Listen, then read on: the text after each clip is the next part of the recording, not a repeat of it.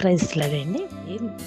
దాని నుండి మరణము నుండి అందువలన మనం ఏమి చేయాలి అంటుంది బైబిలు.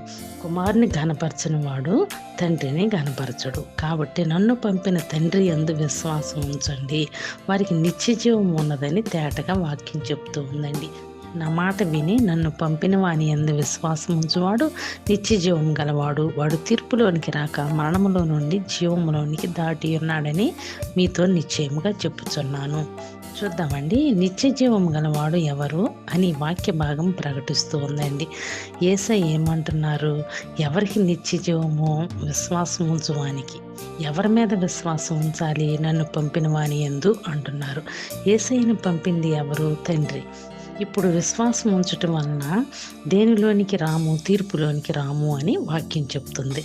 ఎందువలన తీర్పు ఉండదండి? జీవములోనికి దాటి ఉన్నామని. ఆమేన్.